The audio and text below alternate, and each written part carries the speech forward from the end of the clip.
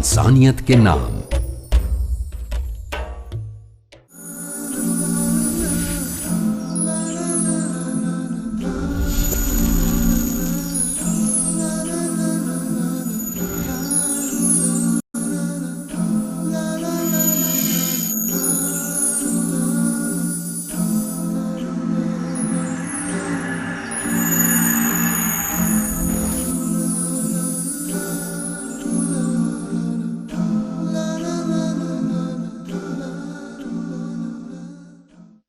अल्हम्दुलिल्लाहि रब्बिल आलमीन वल आक़िबतु लिल मुत्तक़ीन वस्सलातु वस्सलामु अला अफ़ज़लिल अंबियाइ वल मुरसलीन नबिय्यिना मुहम्मदिन व अला आलिहि व अस्हाबिहि अजमईन व मन तबिअहुम बि इहसानिन इला यौमिद्दीन अम्मा बाद लक़द मन्नल्लाहु अलल मुअमिनीना इज़ बअस फ़ीहिम रसूलन मिन अनफ़ुसिहिम यतलू अलैहिम आयातिहि व युज़क्कीहिम व युअल्लिमुहुमुल किताब वल हिक्मा व इन कानू मिन क़ब्लु लफ़ी ज़लालिम मुबीन। नाज़रीन, फ़ज़ाइल सय्यदुल मुरसलीन के तहत रसूल अकरम सल्लल्लाहु अलैहि वसल्लम के फ़ज़ाइल महमूदा और महासिन हमीदा का तज़किरा कुरान शरीफ की रोशनी में हो रहा है। अल्लाह रब्बुल इज़्ज़त ने आपके फ़ज़ाइल जगह जगह कुरान शरीफ में बयान फरमाए हैं और ये आयत करीमा जो हमने आपके सामने रखी है, इस आयत करीमा में रसूल अकरम सल्लल्लाहु अलैहि वसल्लम के कई फ़ज़ाइल का तज़किरा किया है, जिनमें से एक का तज़किरा हम यहाँ कर रहे हैं, हिकमत और दानाई। हिकमत और दानाई के ताल्लुक़ से हम पहले बता चुके हैं कि रसूल अकरम सल्लल्लाहु अलैहि वसल्लम को अल्लाह रब्बुल इज़्ज़त ने हिकमत और दानाई का वो वाफर हिस्सा अता फ़रमाया था कि जो किसी दूसरे के लिए रसूल अकरम के अलावा किसी दूसरे के लिए नहीं रखा गया। मुनासिब वक्त पर मुख्तसर अल्फाज में मौका, महल, अल्फाज, ताबीरात, असालीब हर एक का ख्याल रखते हुए बर वक्त इक़दाम करना और छोटे अल्फाज के साथ बड़ी बात कह देना, मुखातब तक अपनी बात पहुंचाकर उसके दिल में असर पजीरी की कैफियत पैदा कर देना, ये रसूल अकरम सल्लल्लाहु अलैहि वसल्लम को अल्लाह रब्बुल इज़्ज़त की तरफ से एक ऐसी सिफ़त अता की गई थी जिसकी कोई और मिसाल नहीं मिलती। हमने तज़किरा किया था हज़रत फ़ज़ल इब्न अब्बास रज़ियल्लाहु ताला अन्हु के एक वाक़े का। हज का ज़माना है, रसूल अकरम सल्लल्लाहु अलैहि वसल्लम हज को जा रहे हैं। हज़रत फ़ज़ल इब्न अब्बास ख़ुद जवान राना है, रसूल अकरम सल्लल्लाहु अलैहि वसल्लम के साथ ऊँट पर बैठे हुए हैं। एक काफ़िला गुज़रा और उसमें से एक ख़ातून ने जो ख़ुद भी जवान और ख़ूबसूरत थी, रसूल अकरम सल्लल्लाहु अलैहि वसल्लम से एक मसला पूछा। एक बच्चा उठाकर कहा कि क्या इस बच्चे की तरफ से हज है? फरमाया कि हाँ, इसका हज है, लेकिन इसका सवाब तुझे मिलेगा। आपने देखा कि हज़रत फ़ज़ल की और एक ख़ातून की नज़र मिल रही है। ऐसे मौके पर रसूल अकरम सल्लल्लाहु अलैहि वसल्लम किसको नसीहत करें, ख़ातून को या फ़ज़ल को? किसी एक का नाम लेकर भी अगर बात कही जाए तो जो चीज़ आपने देखी है वो दूसरों को भी पता चल जाए।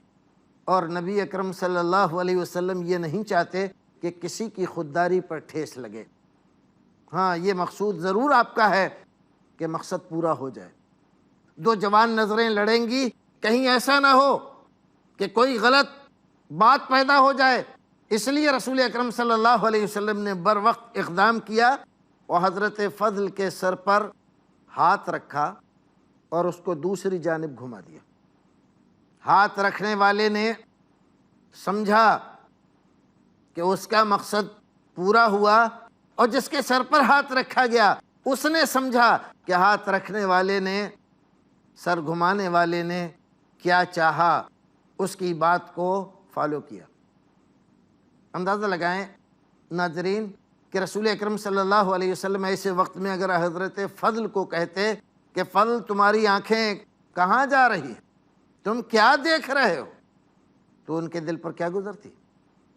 और अगर आप उस खातून को कहते कि तुम एक औरत होकर इस तरह से एक दूसरे मर्द को देख रही हो, ये तुम्हारे लिए मुनासिब नहीं है, तो जाहिर है कि उसके काफ़िले वाले, उसके साथी, उसके कबीले वाले उसको किस नज़र से देखते और सारी ज़िंदगी के लिए उसके साथ ये बात लग जाती कि अल्लाह के रसूल ने इस औरत से ऐसा कहा था। नबी अकरम सल्लल्लाहु अलैहि वसल्लम ने इन तमाम महतूरात से بچتے ہوئے، بغیر الفاظ زبان سے ادا کیے ہوئے اپنے مقصد کو پورا کیا، اور جو کام زبان سے لینا چاہیے تھا وہ ہاتھ سے لے لیا۔ اور یہی حکمت اور دانائی کا تقاضا تھا کہ کسی کی خودداری کو ٹھیس نہ پہنچے اور کام ہو جائے۔ نبی اکرم صلی اللہ علیہ وسلم کو اللہ رب العزت نے ایک صفت عطا فرمائی تھی جوامع الکلم کی۔ جوامع الکلم ایک ایسا ملکہ کہ جب آدمی کے اندر وہ پیدا ہو جائے تو کم الفاظ میں، کم سے کم الفاظ میں بڑی سے بڑی بات سلیقے، ہوشیاری اور نہایت دانشمندی کے ساتھ کہہ دے۔ رسول اکرم صلی اللہ علیہ وسلم کو یہ سلیقہ تھا، اللہ رب العزت نے عطا فرمایا، اور آپ کے جوامع الکلم اتنے مشہور ہوئے کہ عربی زبان میں بہت سارے جوامع الکلم آپ کی زبان سے نکلے ہوئے یہ جملے ضرب المثل کی صورت اختیار کر گئے۔ نبی اکرم صلی اللہ علیہ وسلم نے جوامع الکلم کے تحت جو کچھ فرمایا، میں چاہتا ہوں کہ چند جملے، چند مثالیں آپ حضرات کے سامنے رکھوں۔ آپ نے فرمایا معاملات وہ ہوتے ہیں کہ ان کے کرنے سے پہلے اس کی تیاری کر لی گئی ہو، عزم پورا کر لیا گیا ہو۔ جلد بازی میں کوئی کام کر لینا، بغیر سوچے سمجھے کوئی کام کر بیٹھنا، اس کے نتائج اکثر مناسب نہیں آتے۔ رسول اکرم صلی اللہ علیہ وسلم نے فرمایا سب سے بہتر معاملہ وہ ہوتا ہے ارادہ پہلے سے اس کا کر لیا گیا ہو۔ اس کے لیے جب آدمی ارادہ کرے گا، تیاری بھی کرے گا، اس کے لیے میٹیریل بھی جمع کرے گا، پوری تیاری کر لی، اب اس کے بعد کام شروع کیا۔ ہمیں گھر بنانا ہے تو گھر بنانے سے پہلے مزدوروں کا انتظام کرنا، راج مستری کا انتظام کرنا، اینٹ گارے کا انتظام کرنا، اور جو چیزیں اس کے لیے ضروری ہیں وہ ساری جمع کر لی جائیں۔ یہ نہیں ہے کہ ہم نے اچانک کوئی اچھا مستری مل گیا، اس کو دعوت دے دی کہ بھئی کل آ جاؤ کام شروع کر دو، وہ تو آ گیا لیکن مزدور ہے نہیں، اینٹیں آئی نہیں ہیں، سیمنٹ ہے نہیں، نیو کھدی نہیں ہے، آ کر کیا ہوگا؟ کچھ بھی نہیں، خالی بیٹھا رہے گا اور پیسے لے جائے گا۔ اس لیے رسول اکرم صلی اللہ علیہ وسلم نے فرمایا سب سے بہتر امور وہ ہوتے ہیں جن کا باقاعدہ اچھی طرح سے عزم کیا گیا ہو، پہلے سے ارادہ یہ کام ہمیں کرنا ہے، اس کی پوری پلاننگ کر لی۔ اسی طرح رسول اکرم صلی اللہ علیہ وسلم نے فرمایا شر الامور محدثاتها، شر الامور سب سے بدترین چیز دین میں کوئی نئی نکالی ہوئی چیز، رسول کے بعد ثواب کی نیت سے لوگوں نے آپ کے لائے ہوئے دین میں کوئی چیز اضافہ کر دی۔ یہ ایسا ہی ہے جیسے ریشم میں ٹاٹ کا پیمند لگا دیا۔ شاید وہ اتنا بھونڈا نہ ہو، لیکن رسول اکرم صلی اللہ علیہ وسلم کے لائے ہوئے دین اور آپ کی بتائی ہوئی شریعت میں کوئی نئی چیز ثواب جان کر، اچھی جان کر اضافہ کرنا بہت زیادہ بدترین ہے۔ رسول اکرم صلی اللہ علیہ وسلم ساری زندگی اس بات کا اعلان کرنا بہت زیادہ بدترین ہے۔ رسول اکرم صلی اللہ علیہ وسلم ساری زندگی اس بات کا اعلان کرتے رہے کہ دین میں نئی نکالی ہوئی چیزیں نہایت ہی بدترین ہیں۔ یوں تو بہت ساری چیزیں بد ہیں، بری ہیں، لیکن سب سے بری چیز وہ ہے جو دین کے نام پر نکالی گئی ہو، ثواب جان کر کی جائے اور اس کو لوگ دین کا حصہ جانیں اور سمجھیں، حالانکہ وہ دین کا حصہ نہیں ہے۔ دیکھیے ایک چھوٹا سا جملہ ہے لیکن دین کی پوری فہم، پورا منہج دین کا بتلا دیا گیا کہ دین نام ہے اس چیز کا جو رسول اکرم نے کیا، کر کے بتلایا، کہا، اپنی زندگی میں اس پر عمل کیا، صحابہ کرام نے کوئی عمل کیا اور آپ نے اس کو دیکھ کر اس پر رضامندی کا اظہار فرمایا، یہ ہے دین۔ اس کے علاوہ بعد میں لوگوں نے اگر دین کے نام پر کوئی چیز اضافہ کر دی، دین کا حصہ بنا دی، تو وہ دین کا حصہ نہیں ہے بلکہ بدترین چیز ہے۔ دیکھیے دین رسول اکرم صلی اللہ علیہ وسلم نے فرمایا شر العمى عمى القلب، سب سے بدترین اندھاپن دلوں کا اندھا ہونا ہے۔ وَلَكِنْ تَعْمَى الْقُلُوبُ الَّتِي فِي الصُّدُورِ، قرآن کہتا ہے لوگوں کی آنکھیں اندھی نہیں ہوتی، دل اندھے ہو جاتے ہیں۔ دل، اور دل جب اندھا ہو جاتا ہے تو آنکھیں دیکھتی کچھ ہیں لیکن نظر کچھ آتا ہے، دیکھتا کچھ ہے اور سمجھتا کچھ ہے۔ اس لیے رسول اکرم صلی اللہ علیہ وسلم نے فرمایا آنکھوں کا اندھا ہونا یہ حقیقی اندھا پن نہیں ہے، اندھا پن یہ ہے کہ آدمی کا دل اندھا ہو جائے، اچھائی برائی میں تمیز کرنا چھوڑ دے، حق و باطل میں تمیز کرنا چھوڑ دے، اپنے اور پرائے میں تمیز کرنا چھوڑ دے، اللہ کا فرمان اس کے بندوں کی بات ان دونوں میں فرق کرنا چھوڑ دے۔ یہ ہے حقیقی اندھا پن۔ دل اندھے ہو جاتے ہیں، آنکھیں اندھی نہیں ہوتی۔ آنکھوں کے لیے علاج ممکن ہے لیکن اگر دل اندھے ہو جائیں تو اس کا کوئی علاج نہیں ہے کسی کے پاس سوائے اللہ رب العزت کی توفیق کے۔ اللہ رب العزت جب توفیق دیتا ہے تو آدمی دل کے اندھے پن سے نکل کر ہدایت کی طرف جاتا ہے، ورنہ ہمیشہ وہ اندھے پن سے نکل کر ہدایت کی طرف جاتا ہے، ورنہ ہمیشہ وہ تاریکیوں میں بھٹکتا رہتا ہے۔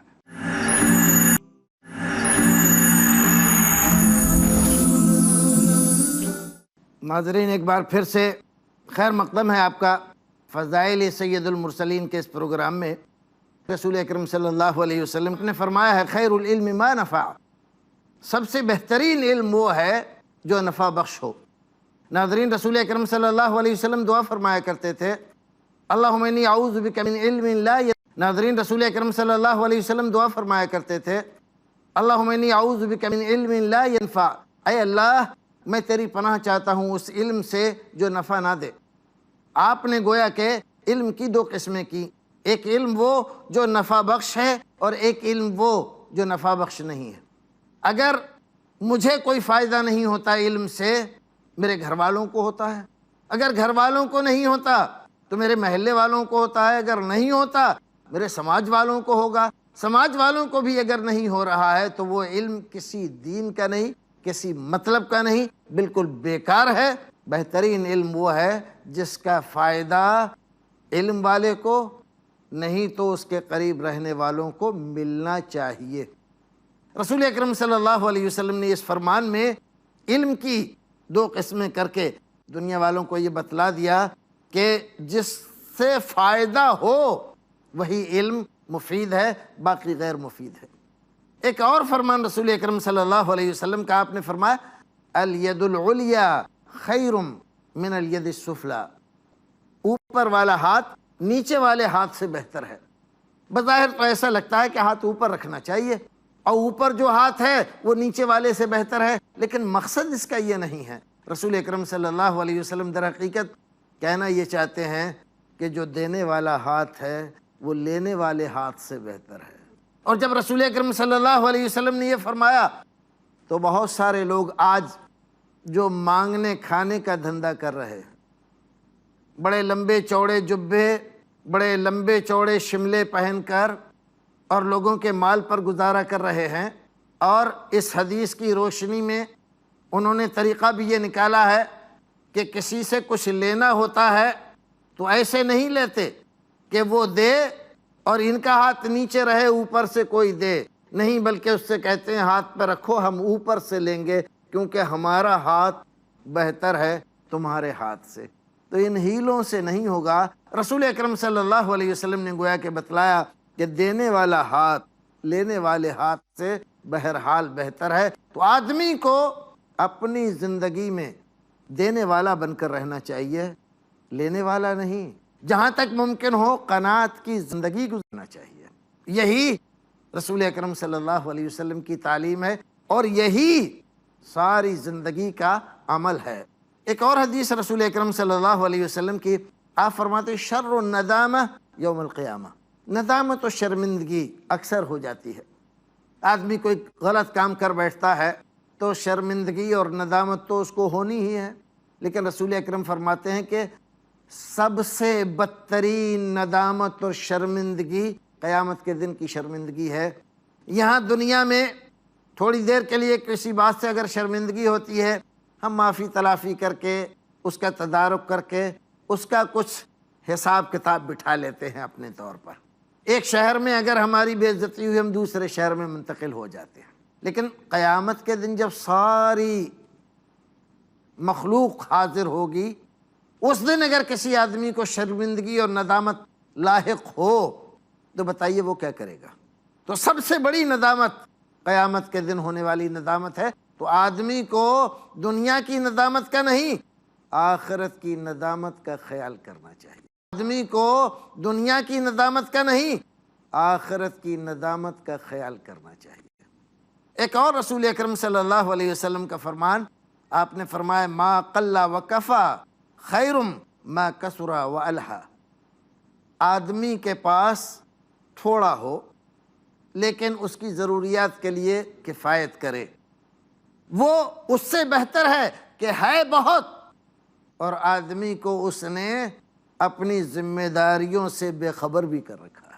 آدمی مالداری میں پڑھ کر غافل ہو جائے اپنی ذمہ داریوں سے، اللہ رب العزت کی عبادت سے، شکر نعمت سے، اس مالداری سے، وہ تنگ دستی اچھی ہے جس میں ہے تھوڑا ہمارے پاس لیکن ہم اللہ رب العزت کی شکر گزاری بھی کرتے ہیں، ذمہ داریاں بھی نبھاتے ہیں، اور ہمارے کفالت کرنے کے لیے، ہماری ضرورتوں کے لیے وہ کافی ہے۔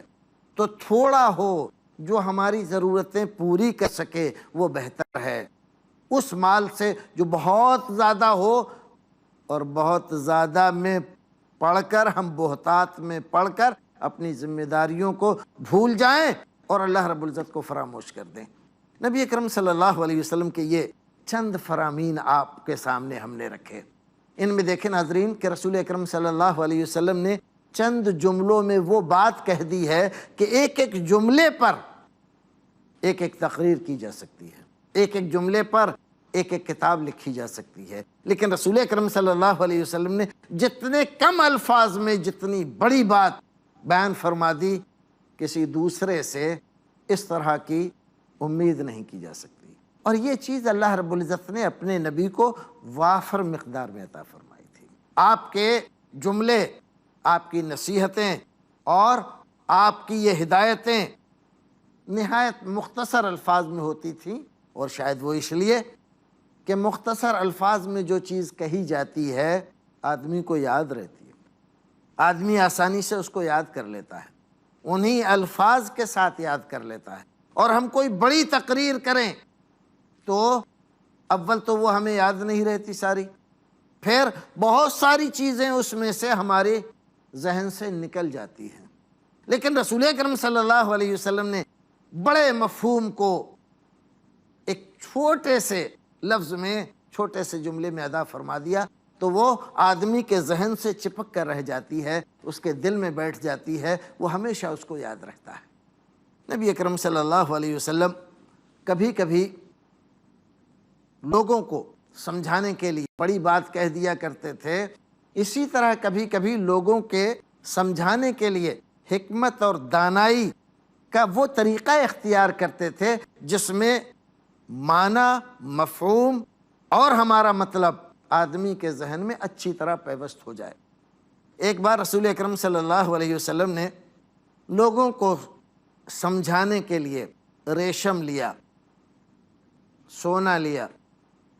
ریشم اور سونا آپ کے ہاتھ میں ہے اور آپ لوگوں کو واعظ و نصیحت فرما رہے ہیں، اور اس کے درمیان فرماتے ہیں لوگوں دیکھ رہے ہو یہ ریشم دکھائی، دیکھ رہے ہو یہ سونا دکھایا، اور پھر اس کے بعد فرمایا ان ہذین حرام علی ذکور امتی حل لاناسہم، دیکھو یہ میری امت کے مردوں پر حرام ہے، دونوں چیزیں، سونا بھی اور یہ ریشم بھی۔ کس پر حرام ہے؟ میری امت کے مردوں پر، اور یہ دونوں چیزیں حلال ہیں میری امت کی عورتوں کے لیے۔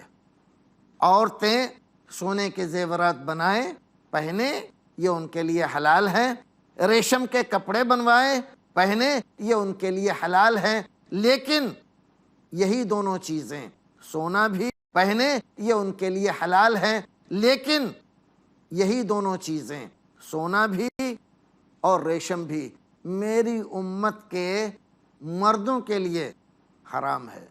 رسول اکرم صلی اللہ علیہ وسلم ان دونوں کو ہاتھ میں لیے بغیر یوں کہہ سکتے تھے کہ الذهب والحریر حرام علی ذکور امتی، لیکن رسول اکرم صلی اللہ علیہ وسلم نے باقاعدہ ان کو لیا، دکھایا لوگوں تاکہ ذہن میں پیوست ہو جائے، ہمیشہ باقی رہے ان کے ذہن میں اچھی طرح سے۔ اور جس چیز کو آدمی کان سے سنے، جس چیز کو آدمی آنکھ سے دیکھے، تو سنی ہوئی صرف اور صرف دیکھی ہوئی چیز اس چیز کے مقابلے میں جو سنے بھی آدمی اور دیکھے بھی کم یاد رہتی ہے۔ کیوں؟ اس لیے کہ دو چیزیں لگی ہیں، سماعت بھی اور بصارت بھی۔ بصارت و سماعت جس چیز میں لگ جاتی ہے اس کا نقش ہمارے ذہن پر گہرا پڑتا ہے۔ اسی لیے دانشور حضرات کہتے ہیں اگر آپ کوئی چیز سنتے ہیں اور آپ کا معلم آپ کو دکھاتا ہے کہ یہ دیکھیے یہ فلاں چیز ہے، مثلا ہم بچوں کو پڑھا رہے ہیں، اب ہم نے پڑھایا کہ یہ دیکھیے بے سے بکری، بے بنائی، بکری کی صورت دکھائی، بچے نے بے سے بکری سنا اور بکری کی تصویر دیکھی، اور پھر اس کے بعد ہم اس سے کہتے ہیں کہ اس کو اپنی کاپی پہ لکھو، اور پھر اس نے یہی اپنی کاپی پہ لکھا، تو اب یہاں پر 3 بار ہمارے ذہن پر نقش ہوا، سن کر، دیکھ کر اور لکھ کر۔ یہ چیز کہ بصارت و سماعت کے ساتھ ساتھ لمس، یہ چیز ہمارے ذہن میں اس کو بالکل پیوست کر دیتی ہے، اور جس چیز کو ہم دیکھ کر، سن کر اور لکھ کر اپنے ذہن میں، اپنے دماغ میں، اپنے دل میں محفوظ کرتے ہیں، وہ چیز ہمیشہ باقی رہتی ہے۔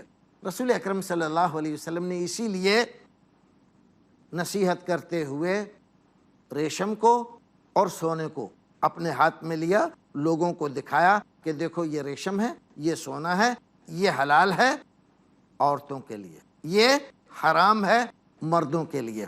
نبی اکرم صلی اللہ علیہ وسلم کے یہ دانائی اور حکمت کے تقاضے تھے کہ رسول اکرم صلی اللہ علیہ وسلم جب دیکھتے کہ یہ چیز اس طرح سے زیادہ ان کے ذہن میں پیوست ہوگی، اس پر عمل بہتر انداز میں کر سکیں گے، اسی چیز کو اختیار فرماتے تھے۔